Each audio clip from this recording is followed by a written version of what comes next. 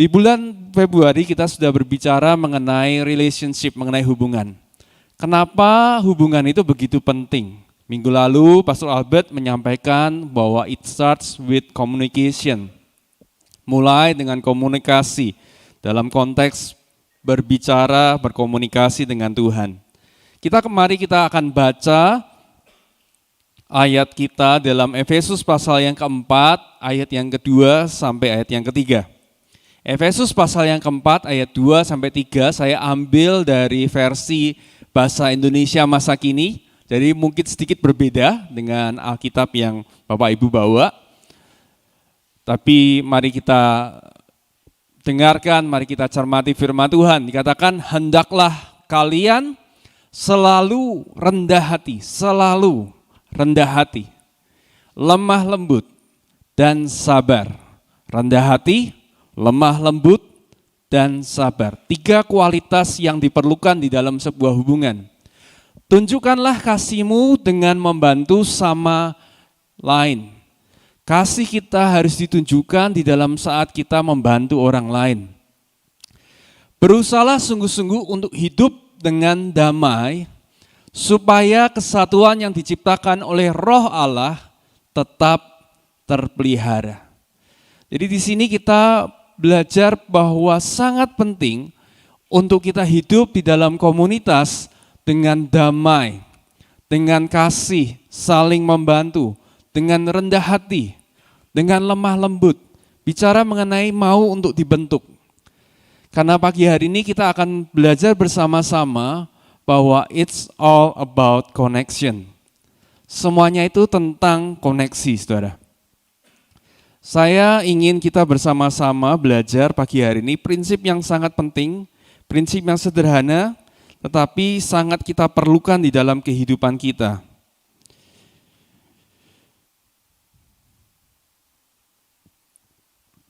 Saudara, saya beberapa waktu yang lalu menghabiskan membaca sebuah buku yang menurut saya sangat menarik.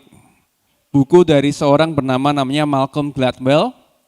Judulnya adalah Outliers. Saudara lihat gambar ini bukunya, saudara. Dan di sini saya suka baca buku kalau bukunya itu lebih banyak penuh dengan cerita-cerita. Jadi Malcolm Gladwell ini berusaha untuk menceritakan apa sih yang membuat orang itu berhasil atau sukses.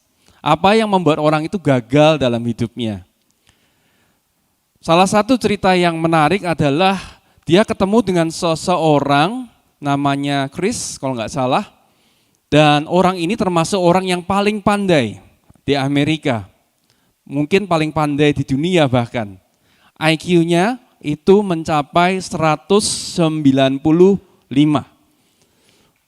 Berapa banyak dari saudara yang punya teman IQ 195?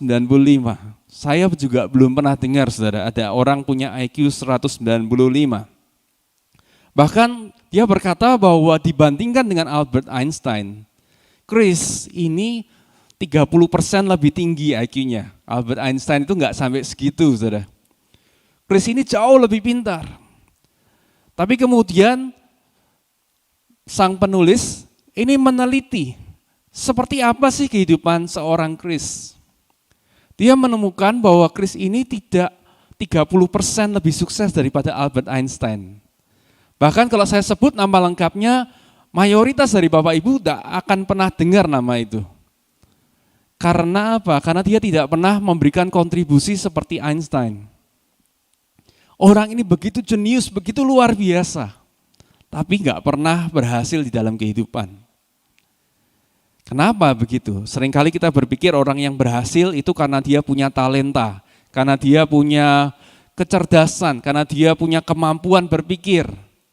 Apakah itu yang menentukan kesuksesan dalam kehidupan? Cerita yang kedua adalah seorang yang bernama Bill Gates. Berapa banyak yang tahu nama itu?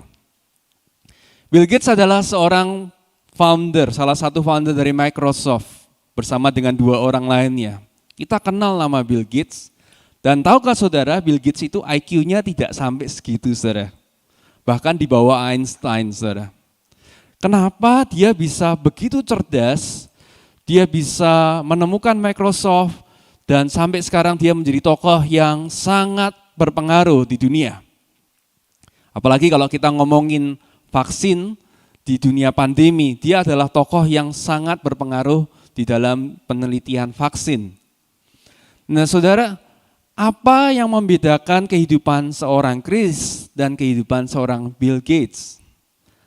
Padahal kalau kita lihat materinya, mestinya Chris ini jauh lebih sukses, lebih berhasil. Di buku ini menjelaskan beberapa faktor, bahwa ternyata kesuksesan itu bukan serta-merta karena talenta atau bakat seseorang atau kecerdasan seseorang, tetapi lebih ditentukan oleh faktor-faktor lain. Satu poin yang paling utama yang disampaikan oleh buku ini adalah begini, bahwa sukses itu bukanlah sebuah kebetulan. Sukses itu bukanlah sebuah kebetulan, tetapi sukses adalah, ini perhatikan, persiapan ketemu dengan kesempatan. Sama-sama yuk katakan, persiapan ketemu dengan kesempatan. Saudara, Chris, ini dia punya talenta yang begitu luar biasa. Tapi sayangnya, dia tidak pernah ketemu dengan kesempatan dalam hidupnya. Sedangkan orang yang kedua, yang namanya Bill Gates, tidaklah secerdas Chris. Tapi yang namanya Bill Gates sukses bukan karena kecerdasannya, saudara. Bukan karena bakatnya, bahkan bukan karena kehebatannya, tetapi ada faktor-faktor kesempatan. Dan pagi hari ini kita mau belajar bahwa kesempatan itu selalu datang melalui koneksi. Sama-sama yuk katakan, kesempatan selalu datang melalui yang namanya koneksi.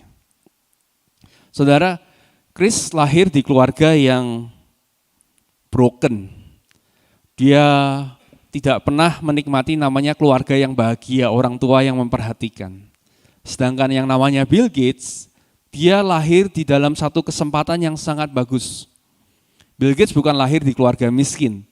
Orang tuanya orang yang punya, orang kalangan menengah ke atas. Dan Bill Gates di saat yang tepat, dia masuk ke sekolah swasta, di mana pada waktu itu lagi booming yang namanya mainframe komputer. Dan di sekolah swasta itu, mereka patungan, ibu-ibu yang menyekolahkan anaknya di situ, mereka patungan untuk sekolahnya itu bisa membeli yang namanya komputer mainframe. Jadi Bill Gates itu punya kesempatan untuk belajar namanya programming. Seandainya dia cerdas, seandainya dia luar biasa IQ-nya, tapi dia tidak bertemu dengan sekolah swasta dan lingkungan komunitas ibu-ibu yang mau untuk urunan beli komputer, dia tidak akan pernah menjadi Bill Gates yang kita kenal. Dia tidak akan pernah ada istilah Microsoft yang sekarang kita dengar. Kenapa? Kalau Anda mau tahu kesuksesannya Bill Gates, Anda harus lihat sekolah swastanya. Kita harus lihat komunitas mamah-mamah yang mau berkorban pada waktu itu untuk investasi yang besar. Chris tidak pernah punya kesempatan itu. Jadi di sini kita lihat bahwa namanya kesempatan itu selalu hadir di dalam bentuk bungkus namanya koneksi, saudara. Kalau Anda perhatikan gambar ini, apa yang Anda bisa lihat? Ada begitu banyak objek di sini, perangkat-perangkat elektronik. Di sini kita belajar bahwa semua alat, semua gadget yang kita miliki saat ini, semuanya itu tidak akan berfungsi secara maksimal tanpa adanya apa namanya koneksi internet, betul enggak? Saudara punya HP yang canggih, punya browser, punya sosial media, punya kamera, tanpa ada koneksi, enggak bisa berbuat banyak. Anda punya Apple TV, punya gadget device yang lain, gawai yang lain dalam bahasa Indonesia, tidak ada banyak gunanya kalau tidak terkoneksi. Bahkan handphone kita pun memerlukan yang namanya kabel untuk apa? Untuk nge-charge, betul enggak? Tidak ada yang bisa beroperasi, berfungsi secara maksimal tanpa tersambung dengan benar. Begitu juga di dalam kehidupan kita. Sadarkah saudara bahwa kesuksesan itu tidak ditentukan oleh bakat dan talenta kita saja, tetapi ditentukan oleh namanya kesempatan demi kesempatan. Di sini kita belajar yang namanya anugerah. Dan salah satu anugerah yang terbesar adalah Tuhan Yesus datang ke dunia ini untuk kita. Itu koneksi yang paling penting, saudara. Amin. Yang luar biasa adalah setiap kali Tuhan Yesus itu bekerja di dalam kehidupan kita, dia selalu pakai orang-orang yang dia utus di dalam kehidupan kita. Sama seperti mamah-mamah tadi, kalau mereka tidak ada, tidak akan ada Microsoft, tidak akan ada komputer di sekolah swasta itu, dan dia tidak akan punya waktu untuk bisa programming sewaktu dia muda. Sangat penting untuk memahami. Ya, coba kita lihat orang-orang di sekitar kita sekarang. Kita perlu orang-orang di sekitar kita. Kita perlu namanya komunitas. Sekali lagi, sambungan yang terbaik itu mendatangkan kesempatan demi kesempatan dalam kehidupan kita. Saya mau kita untuk baca konsentrasi di dalam Markus pasal yang ke-8 ayat yang ke-22 sampai 26. Kali ini saya mengundang Bapak Ibu untuk membuka Alkitab Saudara. Mari kita akan baca bersama-sama dan mari kita akan cermati apa yang firman Tuhan coba sampaikan kepada kita. Markus pasal yang ke-8 ayat yang ke-22 sampai ayat yang 26. Perikop ini judulnya apa? Yesus menyembuhkan seorang buta di Betsaida. Saya coba cari informasi berapa kali Tuhan Yesus menyembuhkan orang buta, dan ternyata cukup banyak. Lebih dari 5 kali yang ditulis di dalam Alkitab. Dan kisah penyembuhan orang buta di Betsaida ini termasuk yang agak akhir, saudara. Setelah itu Tuhan Yesus menyembuhkan Bartimeus di Yeriko. Habis itu dia menyembuhkan beberapa orang buta di bait suci. Ini termasuk cerita yang agak akhir. Tetapi berarti bahwa sebelum kejadian ini sudah ada kesembuhan orang buta sebelum-sebelumnya. Oke, jadi kabar Tuhan Yesus menyembuhkan orang buta itu sudah menyebar sebelumnya. Oke, kita masuk dalam pembacaan ayat 22. Kemudian tibalah Yesus dan murid-muridnya di Betsaida. Di situ orang membawa kepada Yesus seorang buta dan mereka memohon kepadanya supaya ia menjamah dia. Perhatikan dimulai ceritanya dari beberapa orang yang membawa temannya, saudara. Orang sudah mendengar bahwa Yesus menyembuhkan orang buta dan mujizat orang buta melek itu sudah beberapa kali terjadi. Tapi untuk orang buta ini yang di Betsaida ini mengalami kesembuhan dan mujizat, dibutuhkan apa? Teman-teman. Nah, berapa banyak dari kita seringkali kita mengecilkan yang namanya komunitas. Enggak gitu penting, enggak ngaruh. Yang penting saya membangun skill, membangun keahlian. Di sini kita belajar bahwa kesempatan itu ternyata datang dari teman. Karena ada teman-teman yang bawa orang itu ke Yesus. Dan dikatakan mereka memohon supaya ia menjamah dia. Menarik di sini tidak hanya dikatakan supaya ia mendoakan dari jarak jauh dan kemudian mengatakan sembuh. Tapi dengan jelas berkata supaya ia menjamah dia. Kayak bicara mengenai koneksi ya. Menjamah itu kan bicara koneksi ya. Tersambung, ada yang tersambung. Dikatakan Yesus memegang orang buta itu dan membawa dia keluar kampung.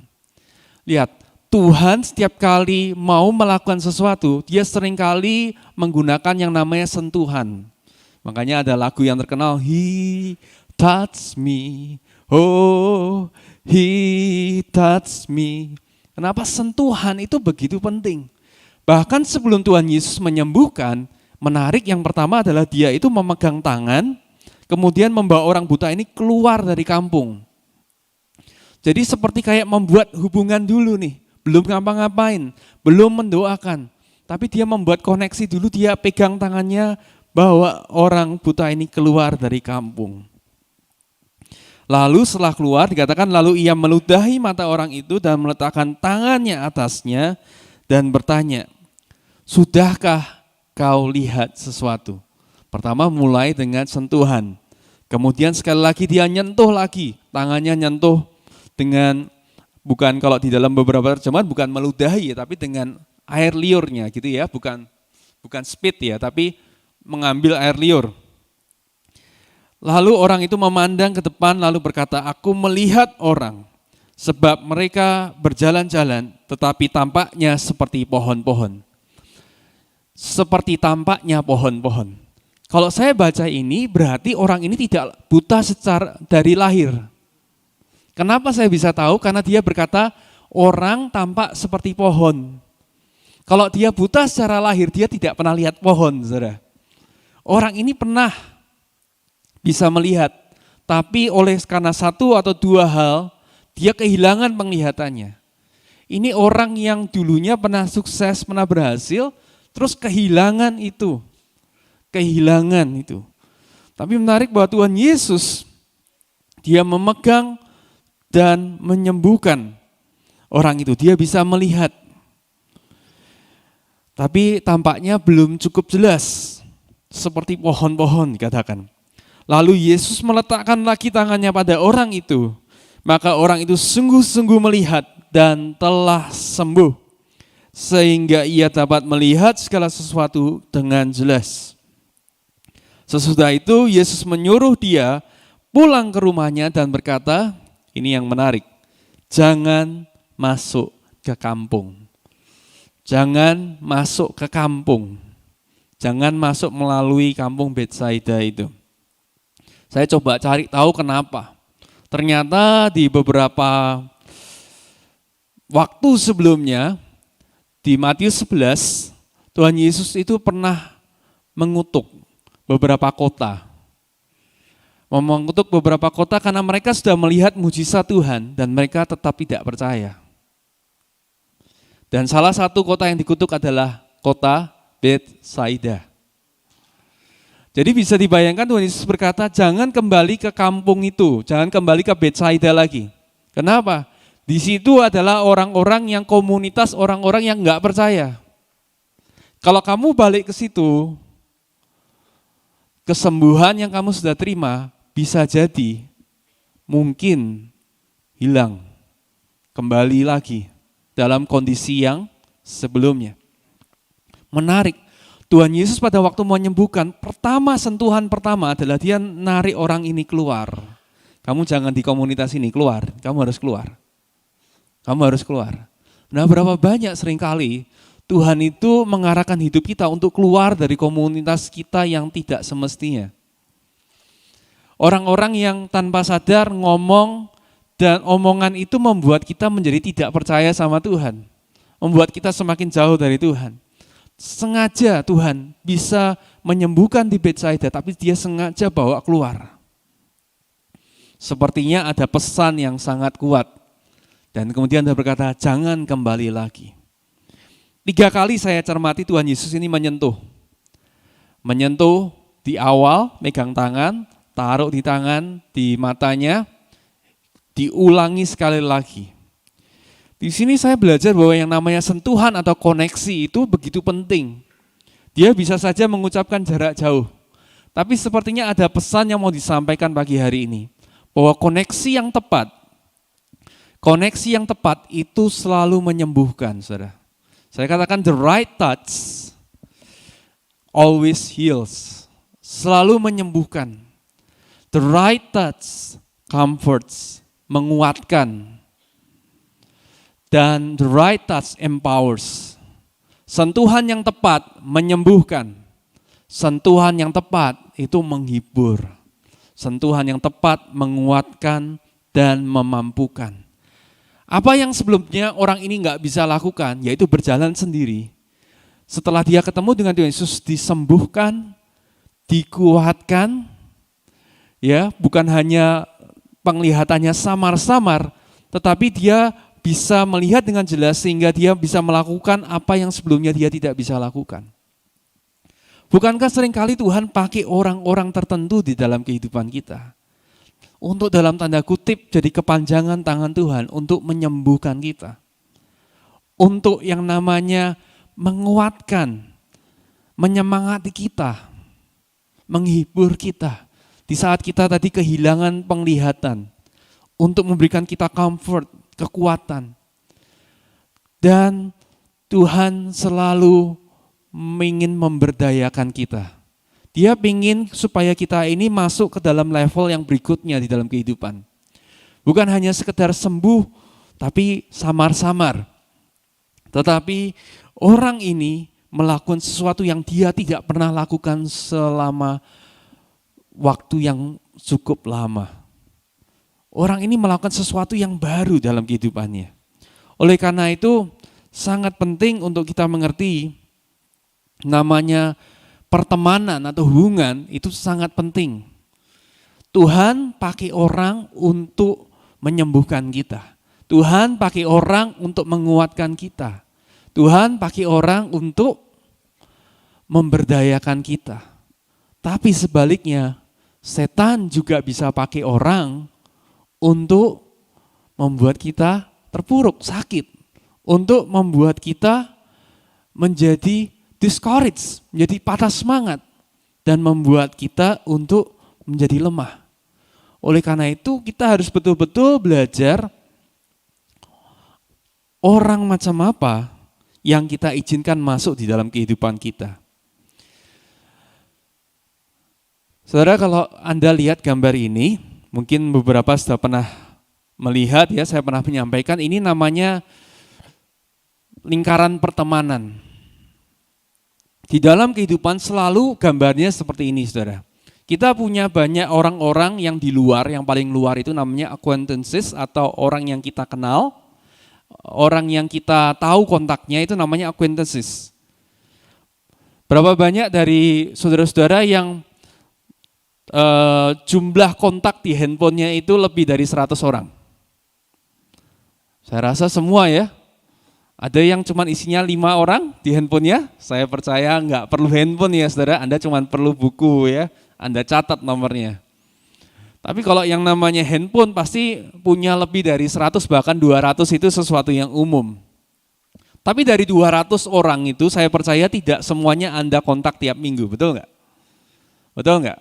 Dari 200 orang yang namanya acquaintances itu tidak semuanya Anda kontak tiap minggu. Mungkin yang Anda kontak berapa kira-kira?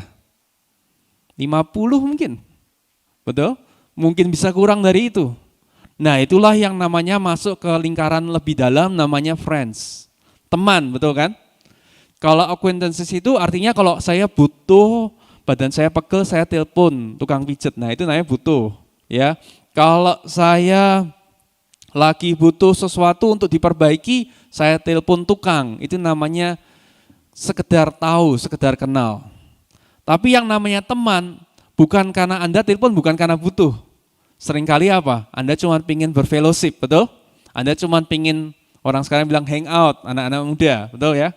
Anda pingin kumpul, itu namanya teman. Dan jumlahnya pasti lebih sedikit.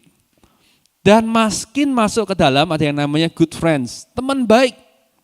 Saya percaya teman baik Anda tidak ada 50 orang pasti. Amin. Kalau semua teman baik berarti tidak ada yang baik, saudara. Betul? Hanya ada sejumlah orang yang disebut dengan teman baik. Di mana Anda mulai cerita banyak hal dalam kehidupan. Dan makin masuk lagi ada yang namanya sahabat atau best friends. Ya, kalau zaman sekarang ada namanya BFF, best friends forever gitu ya. Saya percaya kalau ngomongin BFF itu cuman ngomongin berapa? Kurang dari 5 orang pasti. Saya tidak yakin orang punya teman dekat yang dekat banget sahabat itu lebih dari 10. Enggak yakin. Jadi semakin masuk gambar ini, Anda lihat lingkarannya makin kecil, makin kecil, makin kecil. Nah, orang yang paling bisa mempengaruhi atau menyentuh Anda, itu orang yang ada di dalam lingkaran dalam. Bisa mengerti ya? Anda punya 200 kontak, tetapi kontak itu tidak akan menyentuh hidup Anda sedahsyat 5 orang yang paling dekat dengan Anda. 3 orang yang paling dekat dengan Anda itu lebih luar biasa dampaknya daripada 100-200 orang yang Anda tahu yang ada di handphone Anda. Oleh karena itu Kita harus betul-betul milih yang 4-5 orang ini, betul nggak? Sangat penting untuk kita menyeleksi orang-orang ini. Pertanyaan, bagaimana sih kita menyeleksi orang? Bagaimana kita bisa membawa orang yang tadinya kontak hanya sekedar kontak di handphone kita menjadi teman dekat kita? Apa yang bisa membawa orang dari lingkaran luar masuk ke lingkaran dalam? Menurut Anda gimana? Pasti yang pertama, waktu. Betul enggak? Kalau kita ingin berteman, bersahabat, kita pasti harus habiskan waktu bersama. Kalau Anda ingin punya hubungan yang dekat sama Tuhan, Anda tidak bisa berkata, saya mau kualitas dengan Tuhan tanpa kuantitas. Enggak mungkin. Ya, kalau kita mau hubungan yang dekat dengan Tuhan, kita harus spend kuantitas juga. Begitu juga dengan teman. Jumlah waktu kita selama seminggu itu dipakai berapa jam untuk siapa? Itu akan menentukan siapa yang dekat dengan kita. Yang kedua adalah berapa banyak dari hidup kita yang mau kita buka di depan mereka. Tahukah saudara, orang bisa jadi dekat itu karena apa? Karena mau cerita, karena mau berbagi pikiran, betul? Mau berbagi perasaan. Kalau saya cuman sekedar ketemu orang, saya cuman tahu, oh ini namanya ini, lahirnya di sini, tinggalnya di sini, udah cuman sampai situ. Tapi pada waktu orang itu duduk mulai spend time, dan dia mulai membuka diri, dia mulai cerita perasaannya. Pak, saya tuh paling takut kalau begini.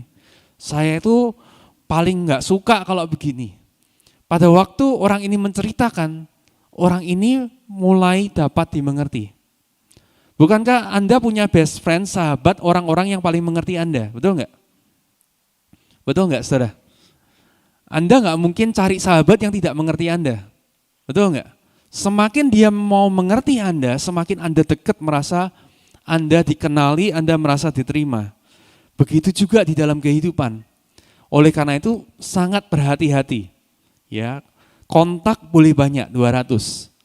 Tetapi kepada siapa Anda cerita pergumulan Anda, kepada siapa Anda buka perasaan Anda, pikiran Anda, itu akan sangat menentukan.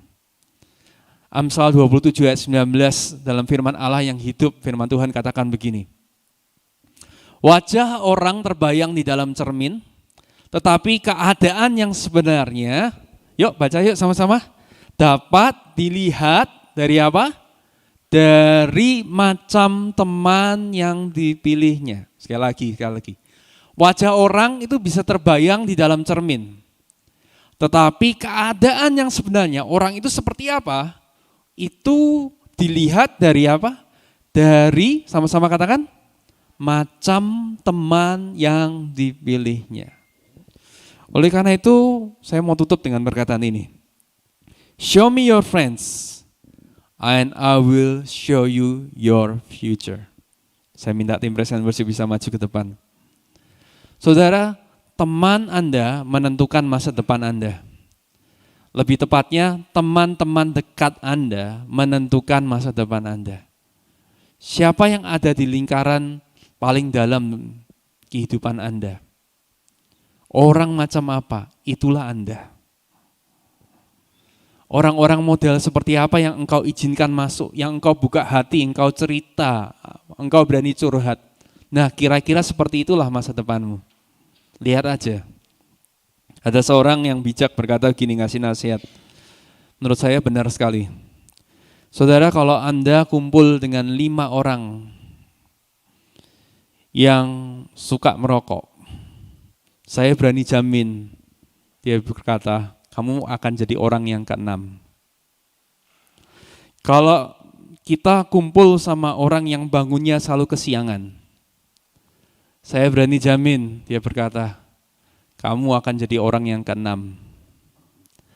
Kalau kamu kumpul sama orang yang selalu kesulitan dapat pekerjaan, 5 orang aja di lingkaran paling dekatmu, pasti kamu jadi orang yang ke-6. Positifnya adalah kalau kita kumpul dengan orang-orang yang rajin, orang-orang yang bisa dipercaya di dalam lingkaran dekat kita, kemungkinan besar kita jadi orang ke-6, saudara. Kalau kamu kumpul sama orang-orang yang berhasil di dalam studinya, yang selalu top di kelas, itu adalah sahabatmu. Kemungkinan besar kita akan jadi orang yang keenam. Kalau kita kumpul sama orang-orang yang selalu haus, pengen bangun hubungan sama Tuhan, pengen punya kedalaman sama Tuhan, saya berani yakin Anda akan jadi orang yang keenam. Oleh karena itu, kita seringkali ucapkan berkali-kali, Christ Community. Komunitas itu penting banget. Tuhan tidak bisa melakukan apa-apa tanpa orang-orang di sekitar kita. Penting untuk membuat keputusan-keputusan di dalam kehidupan kita. Orang mana yang akan kita dekatkan, orang mana yang akan kita jauhkan. Tadi gimana caranya sekali lagi? Kalau mau didekatkan gampang, cerita aja. Curhat, pikiran, perasaan kamu gimana, takutnya apa. Terus apa yang jadi harapan kita ceritain. Orang itu pasti akan semakin dekat. Tapi kalau orang-orang yang salah kita bawa masuk, kita cerita, curhat visi kita, ternyata orang itu tidak mendukung, tidak membawa kita lebih baik. Wah, malah semakin salah, saudara. Tapi kalau orang-orang yang kita ajak masuk adalah orang-orang yang tepat, sekali lagi, right connection. Kita akan dibawa oleh Tuhan, Tuhan bisa mengerjakan hal-hal yang luar biasa di dalam kehidupan kita. Amin. Amin. Poin penting, Tuhan Yesus saja perlu 3 kali nyentuh, saudara. Tuhan Yesus saja perlu 3 kali. Dan menarik dengan sengaja dia tarik keluar. Keluar dan jangan balik lagi. Pagi hari ini berapa banyak dari saudara yang pagi hari ini Anda mendengar Tuhan seperti kayak ngomong, untuk kamu bisa mencapai tujuan yang aku sudah tetapkan, gak ada pilihan lain. Kamu harus keluar. Kamu harus keluar dari komunitasmu yang sekarang.